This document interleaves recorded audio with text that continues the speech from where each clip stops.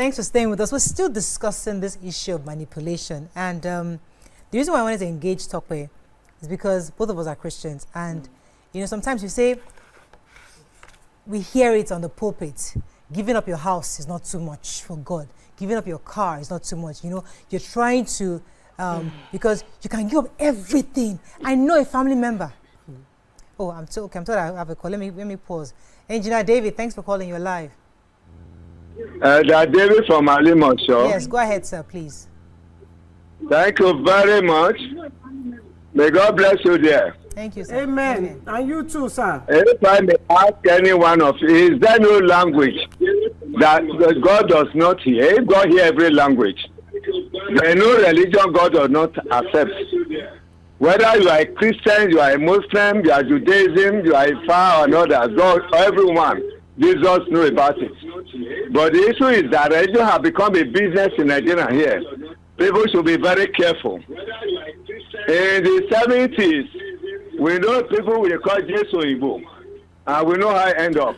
Yeah. And what this government should do, the problem we're having today is a religion problem, where they dabble into politics, predicting what is a lie. Yes. When this government wants to come in, 2015, 2023, they predicted that the Tinubu will not come in. And today he won the election. They described it as a religion issue. Look, this government should tackle the issue of religion. Yeah, in Britain, where they bring religion to us, they don't even practice the way we are practicing it. It is here you have a religion man who being marched on by aeroplane. Okay, thank you very much. I think we lost Elder David. Thank you very much for your input. So I was saying before that we hear these things from in the pulpit all the time. It's not too much because sometimes you feel that the world is not your home. All these material things are not important. I mean, and I can almost understand where an age-zero is coming from. Mm-hmm. Every other thing is secondary because you want to isolate yourself for your maker. Now, we hear this on the pulpit, although those kind of messages are not as popular and anymore. No, back then we used to hear those messages. Now it's more prosperity and growth and progress. But then those were that was the old message we used to hear. And people are saying, let's go back to the old days, the doctrines we grew up with. So when you see someone like an AGO say, I'm giving up everything for God, why are we so concerned about it in 2025? Something that could have happened in 1995 and wouldn't look at it with the same lens. Or 1895, and nobody will complain about it because Go on. Okay, so you asked a question before we went to the break, and I think it's a very powerful question. Why do people get manipulated? What makes us susceptible to it? There's a strength of character. Is an inner strength, and you build it from when you are a child. It's that inner strength, ability to say that I can argue with something, I can fight something.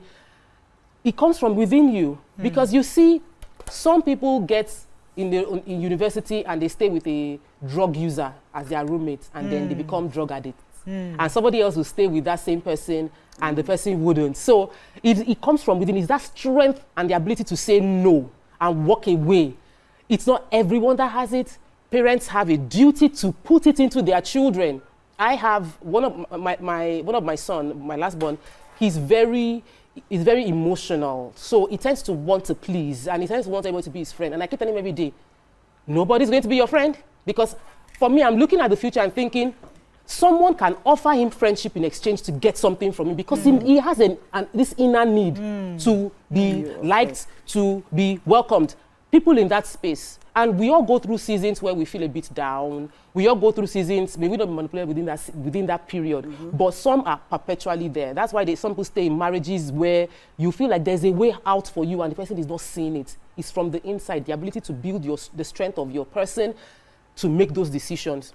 So I don't think that's even the case here for this particular person. I think that she just went through a season where there's a bit of confusion and somebody got him then. Yeah, exactly. There's always the usual rhetoric that is used.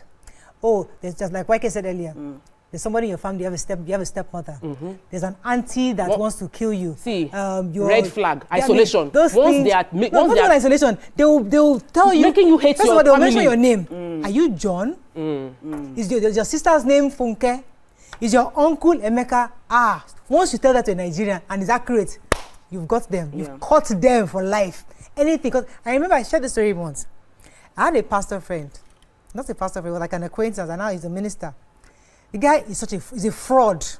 I know he's a fraud because I didn't know how much of a fraud he was until he was telling me proudly. I mean, when a fraud with serious pride, with confidence, telling he came to my house one day and he was so excited that somebody he knows had become commissioner. I think I've shared this story before. Yes, you have. He became commissioner.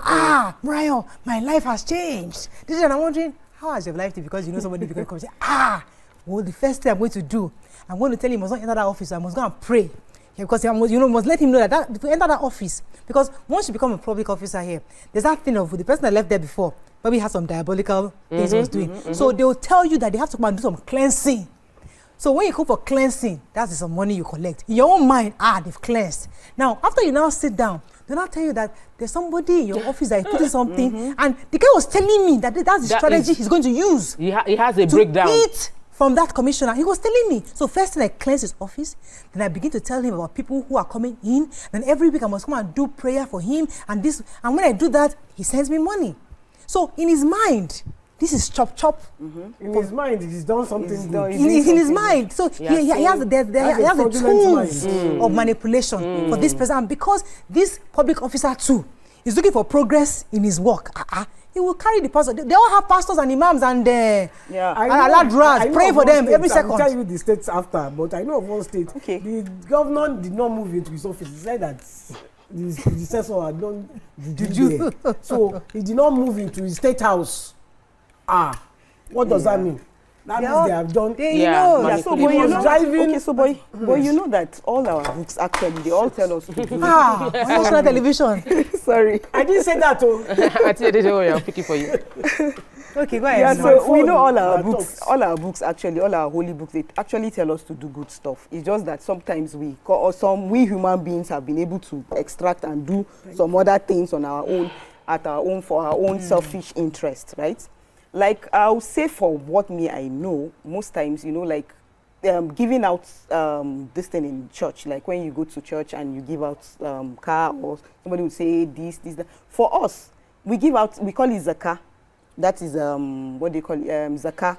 We call it when you give out of your salary or out of what you earn, there's a certain amount of money you sow, the seed you sow.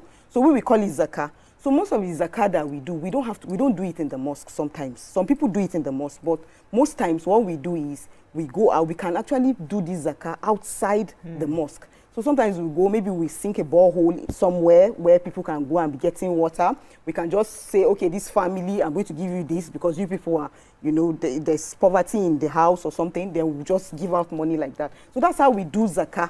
That's how we give out. So most times the mosque will not tell you, bring money here, bring this and all of that. So that's why our imams are just... The mosques that do come. There are some mosques, but there are very few. That's what I'm because saying. I've it's seen not common. I'm not saying it doesn't happen, though. I'm not saying it doesn't happen, though. We had a landlady once. She can't step like this until the Afar tells her, do this, do that. Everything. She did everything by what her Afar said. Now that's manipulation. Yes, that's manipulation. But it's not even allowed. What I'm trying to say is, let's not excuse anybody. They all do it. Yes. It brings up the case of having a personal relationship with God.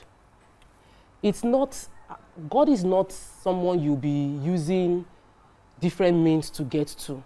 Like, God loves you. Why would you not believe that you can have a conversation with him? You can have a personal relationship with him. You can discuss your thoughts with him. This morning, I slept around like past 1, and I woke up 5, I think before 5 a.m. I woke up tired. And as I was dressing up, I just told myself, because I have a very busy day, I just said, God help me. Because like, I know all I have to do. And when I said it, I felt such relief. And that's how easy it is to talk to God.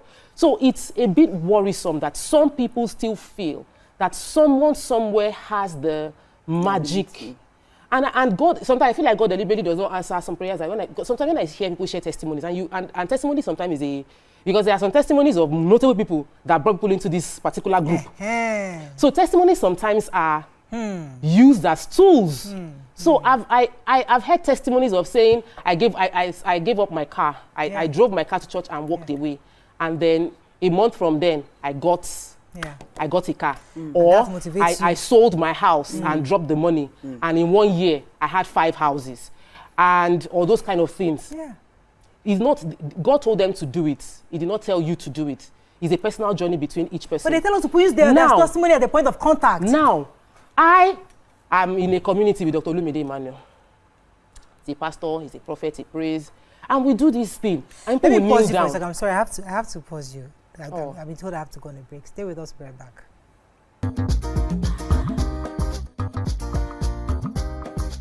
Stay tuned. Your view will be right